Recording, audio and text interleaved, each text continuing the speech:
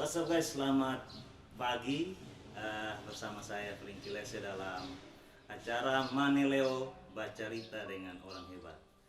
Hari ini di episode pertama kita punya orang hebat Kota Kupang, hebat dalam inspirasi seperti yang kita ketahui, dan kita akan bercerita banyak hari ini tentang kenapa sampai dia bisa jadi orang hebat dan bisa menjadi inspirasi bagi semua orang. Oke guys, langsung saja. Selamat pagi Kamel. Selamat pagi Kak Frankie and tim. Apa kabar? Puji Tuhan, baik, luar biasa, dahsyat. Ya, oke Kamel, terima kasih sudah buka rumahnya untuk Iya. di Maneleo TV hari ini bisa ada di sini. Kita akan bercerita Oke. banyak hal tentang orang hebat, ya. Karena kita tahu bahwa sesuatu yang hebat itu bisa menjadi inspirasi bagi banyak orang. Oke, kira-kira awal Kamel terinspirasi untuk jadi sekarang ini itu sejak kapan, Kak? Iya, Kak Frankie dan semua kawan-kawan yang sedang mengikuti Maneleo TV ini. Jadi saya sebenarnya ya Kak Frankie ya, saya sebenarnya kalau dibilang hebat tuh saya agak hati kayak gimana gitu. Saya kurang apa namanya, bukan kurang percaya diri, bukan. Saya semacam punya ketakutan, tapi saya sudah mendengar penjelasan dari Kak Frankie sendiri bahwa bicara hebat di sini bukan berarti jago atau apa, tapi lebih kepada perubahan hidup dan dampak hidup kali ya. Nah memang Pak Frankie dan kawan-kawan semua bicara tentang saya mengalami satu kesempatan untuk bisa menjadi berkat bagi banyak orang. Itu memang dimulai dari kurang lebih 21 tahun lalu ya. Sebelum itu saya memang troublemaker banget. Saya pembuat masalah, banyak melukai orang, banyak menyakiti orang.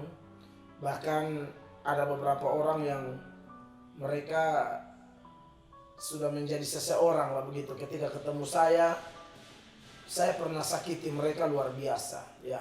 Waktu saya kegiatan, saya ceramah di beberapa tempat di NTT. Lalu ternyata yang dari panitia itu ada sesi keamanan, beberapa polisi, dan mereka itu sebelum jadi polisi, itu mereka tahu masa lalu, sampai ada yang dia peluk saya sambil berkata, untung Bapak sudah jadi pendeta. Maksudnya kalau bukan pendeta mungkin saya sudah habis itu, karena saya banyak menyakiti orang. Artinya banyak sekali saya menyakiti orang. Bahkan ada orang-orang yang kemudian sekarang beberapa pengusaha juga sama. Ketemu saya lalu berkata masa lalunya saya pernah todong dengan pisau, lalu istilah kami di Kupang pajak-pajak begitu. Pungli. Iya, pungli. Orang Jakarta bilang kompas, ya kan. Jadi itu semua menuturkan bahwa memang berat sekali. Satu kali dalam sebuah kegiatan saya narasumber dan kemudian seorang maju untuk memberikan testimoni, dan ternyata saya lihat ini guru saya, dan dia mulai bersaksi tentang seorang anak, seorang anak yang pernah mau pukul dia, hancurkan ban mobil, ban motor, lalu dia bilang tapi sekarang dia akan jadi pembicara malam ini. Jadi memang kalau masa lalu saya, Kak Frankie dan teman-teman semua, saya memang troublemaker banget, pembuat kekacauan, pembuat masalah, bikin sakit hati banyak orang. Tapi kurang lebih 21 tahun lalu, tepatnya bulan Mei ya, 21 tahun lalu, antara 1999 gitu, saya mendapatkan kunjungan lah. Saya menyebutnya kunjungan, dan orang lain melihat kunjungan biasa. Tapi bagi saya itu kunjungan yang dahsyat luar biasa. Kenapa saya bilang orang lain pasti lihat biasa-biasa? Karena yang datang kunjungi saya ini mantan narapidana. Itu masalahnya. Jadi orang lihat mantan narapidana, apalagi kalau mantan narapidana ini kan di kalangan masyarakat kan sudah cacat gitu loh. Mereka punya track recordnya sudah cacat dan akhirnya mungkin dianggap biasa-biasa, tapi saya anggap luar biasa. Karena mereka datang itu memberitakan kabar baik, kabar pengharapan buat saya. Kabar yang mengingatkan saya dan memberi satu keterangan pencerahan bahwa orang-orang kayak saya yang dulu ya, itu ada harapan. Dan itu lokasinya di Terminal Oipura, itu kampung saya. Tempat mangkalnya kami, anak-anak Oipura, dan tahun itu memang kampung itu dikenal dengan kampung yang sangat-sangat jahat juga ya, nakal, anak nakal. Dan bukan hanya nakal biasa, sangat nakal. Ya, sampai harus berurusan dengan tentara, polisi pernah dipukulin di situ, tentara pernah dipukulin di situ. Tapi ya semua akhirnya mengalami proses hukum juga gitu. Dan kami adalah aktor-aktornya di lapangan di situ. Dan waktu dia datang dan menyampaikan kabar baik, kabar pemulihan, bahwa Tuhan mencari orang-orang kayak kami, itu kan masalahnya yang bikin saya kaget. Nggak ada pendeta waktu itu yang pernah turun ke jalan. Tidak ada loh. Semua pendeta kan tunggu di gereja, ibadah rumah tangga mungkin ya. Tapi kalau ada orang turun ke jalan, lalu bicara tentang perubahan, itu luar biasa. Dan di situ saya merasakan perubahan, jamahan Tuhan luar biasa, dan akhirnya itulah titik balik saya menjadi ciptaan baru. Begitu Pak Frank. Iya Kamil, ini tahun-tahun 21 tahun yang lalu, Ya. sekitar tahun-tahun setelah krisis moneter Indonesia. Betul. Saya dan teman-teman dari kru pernah juga menjadi korban dalam waktu kami masih SMP. Oke. Korban dalam tadi bilang pungli. Betul. Saya tidak tahu, itu saya belum kenal Kamil, kan kami masih SMP. Namun memang lokasi yang disebutkan tadi itu memang basis merah. Betul. Ya.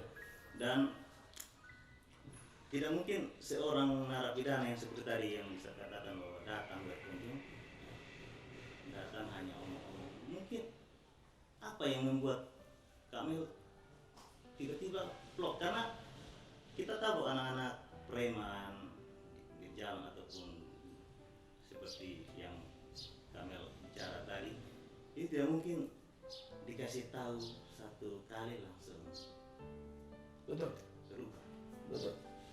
Kira-kira apa yang membuat tiba-tiba saja? Kalau bilang pendeta turun tidak kena turun di jalan, pasti biasa. Tapi pasti ada hal istimewa yang membuat kami tiba-tiba plok langsung seperti review kembali kehidupan lalu. Iya. Bagaimana saya harus berubah? Mungkin Iya. kami bisa cerita. Iya, jadi begini Kak Frankie dan teman-teman, bahwa sebenarnya apa yang diomongin oleh teman-teman itu, memang ada yang satu yang narapidana, mantan, dan sudah bebas, dan dia bertobat di penjara. Lalu yang satunya seorang perempuan, juga saya tahu latar belakangnya juga orang kami bilang kepala angin, ya, badung banget. Dan apa ya, saya ini kan nakal, troublemaker, tapi Kristen gitu loh. Jadi kalau ada kegiatan kayak KKR, itu kami hadir di lapangan Polda NTT. Jadi kelihatannya apa yang dia sampaikan itu, sorry ya, dari ilmu berkhotbah, penyampaian, tidak lebih hebat dari pendeta-pendeta yang pernah saya dengar. Jadi sebenarnya apa yang disampaikan pernah saya dengar. Jadi kalau Kak Frankie tanya apa yang merubah, saya bisa pastikan bukan kata-katanya ya. Saya rasa itu memang waktunya Tuhan. Nah ini susah dijelaskan. Kalau mau beri penekanan khotbah tentang 3 poin pertobatan ini, itu mah biasa banget. Jadi mereka bukanlah pembicara-pembicara yang mempunyai kemampuan retorika yang enggak. Dan ini yang saya sebut memang ini kasih karunia, Pak. Ini waktunya Tuhan. Waktunya Tuhan yang dia bekerja tuh di luar dugaan kita. Karena memang kata tiba-tiba tadi itu loh Pak. Saya tiba-tiba rasa kayak mau menangis luar biasa. Kalimat yang mereka keluarkan sama kayak pendeta-pendeta yang pernah kami ikuti KKR-nya, tapi kami ikut dengan motivasi hanya cari cewek, ya, hanya lihat karena ya kurang hiburan juga gitu kan. Jadi rame kan, apalagi KKR tahun itu dari kelompok karismatik yang Jakarta itu kan full musik, jarang sekali. Saya punya latar belakang gereja yang tidak kayak gitu loh, ini kayak band gitu loh. Jadi kita datang hanya motivasi ikut rame. Tapi kalau bilang khotbah pendeta-pendeta itu lebih bagus. Tapi herannya pendeta-pendeta yang khotbahnya lebih bagus itu nggak bikin dampak apa-apa. Saya biasa-biasa saja, malah tambah jahat. Saya jadi ingat beberapa khotbah saya, kayak pendengar khotbah Stefanus gitu loh. Dengar khotbah tapi tambah jahat. Saya pernah ada di titik itu, dengar pemberitaan firman tapi tambah jahat.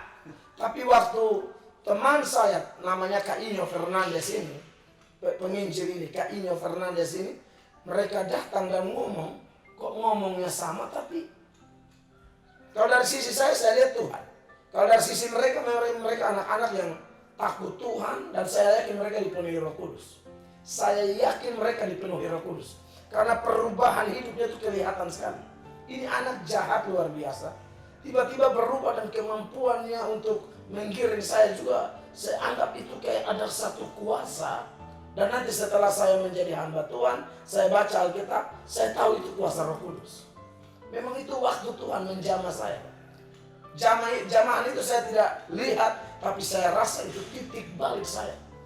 Tiba-tiba ada kebencian terhadap dosa, penyesalan, menangis. Makanya saya tiba-tiba di lokasi itu kan ada air Oepura, kolam Oepura. Saya masuk dan saya menangis sejadi-jadinya. Saya rasa kayak, aduh, ada satu pribadi yang datang menemukan saya, lalu menjamin bahwa kamu akan dibersihkan, kamu diterima. Selama ini kan kami anak-anak tertolak. Makanya hidup nakal, belum lagi tetangga kiri kanan, lalu larang anak-anak mereka bermain dengan kami, dengan kata-kata bahwa jangan main dengan dia, nanti kamu tambah jahat, tambah kotor, itu anak kurang ajar tuh, begini. Jadi dikotomi antara anak yang baik dan anak. Betul. Jadi kami memang di grup anak yang bejat moral, tidak baik, bawa dampak negatif bagi anak-anak dari masyarakat di sekeliling kami. Jadi ya saya rasa itu memang kasih karunia, kuasa Tuhan, waktu Tuhan, jamahan Roh Kudus. Jadi memang titik balik yang tadi kami katakan itu secara spiritual supranatural. Betul. Tiba-tiba tanpa harus dipaksa, tapi memang itu sudah waktunya. Betul. Kami kita kembali ke belakang sebelum kami bertobat. Ini saya dengar dari beberapa orang, dan mungkin tadi kami katakan pada polisi. Saya dengar satu. Dia orang Bawon, dia bilang gini, Kamel itu saya teman, dulu kami biasa betul air di Pasar Bawon. Oke. Aku betul tidak, tapi mungkin saya coba tanya, apakah kekeluhan itu karena buat masalah atau memang ada keluarga di sana? Saya memang ada keluarga, ada keluarga di Bawon juga, karena ya keluarga banyak di Bawon, keluarga saya banyak di Pasar Bawon di situ. Keluarga saya banyak dan memang ya kadang-kadang pergi juga bikin masalah juga gitu lah. Karena menganggap bahwa kita orang Oepura, orang Bawon kalau mau ke pasar pasti lewat di situ. Jadi kita sok-sokan di situ. Tapi di samping itu ada keluarga dan memang buat masalah sih, di mana-mana suka bikin masalah. Ya, jadi luar biasa. Ini dari cerita yang tadi disampaikan bahwa seorang troublemaker, bahkan sudah menjadi blacklist untuk kalangan masyarakat pada umumnya, tapi bisa punya titik balik. Dan memang kita bisa jelaskan secara manusia. Itu perlu penjelasan secara rohani. Dan di sini puji Tuhan 21 tahun kami sudah mulai ada dalam profesi, artinya dalam ladang pekerjaan pelayanan. Kira-kira sampai hari ini masih adakah kami punya satu impian untuk terus atau hanya mau sampai sini? seperti saya harus belajar lagi untuk lebih baik atau hanya sampai sini. Karena kadang-kadang begini, saat orang bicara tentang titik balik, ada juga yang titik balik 1-2 tahun kembali. Betul. Dan itu banyak terjadi, tapi luar biasa 21 tahun. Ya. Kira-kira adakah yang mendukung atau memang itu terinspirasi sendiri? Jadi begini Kak Frankie dan kawan-kawan, harus jujur bahwa terhitung 21 tahun yang lalu ketika saya buat keputusan, dan keputusan itu pasti mutlak karena kekuatan yang Tuhan beri, kasih karunia yang Tuhan beri. Jujur perjalanan saya juga jatuh bangun ya. Saya sekolah di Jakarta, kuliah teologi, lalu banyak juga kejatuhan. Nah ini yang saya mau kasih keterangan, bahwa saya percaya kok orang-orang hebat dalam artian diubahkan, berjalan dalam perubahan, lalu memberi dampak kepada banyak orang, dampak positif, dampak damai sejahtera. Saya yakin kok mereka semua pernah mengalami yang namanya naik turun. Saya mengalami sekali. Dan saya harus tekankan bahwa kalau dalam konteks kami di Kristen misalnya ya, bertobat itu kan ada 2 jenis. Ada yang terjadi 1 kali seumur hidup, yaitu ketika kami menerima Yesus sebagai Tuhan dan Juru Selamat. Kami menerima Dia untuk menjadi penguasa tunggal di hidup kami, dan itu cukup 1 kali. Dan bertobat yang terjadi dari hari ke hari seumur hidup kita, itu bertobat dari karakter. Kadang-kadang salah ngomong, berpikir salah, itu masih ada. Petrus saja pernah munafik, makanya ditegur sama Paulus kan dalam Galatia 2 ayat 11-14. Itu munafik loh, benar-benar munafik. Itu setelah hari Pentakosta, setelah khotbahnya melahirkan 3.000 orang. Jadi itu bukan pengkhotbah kecil, besar. Sejarah mencatat itu.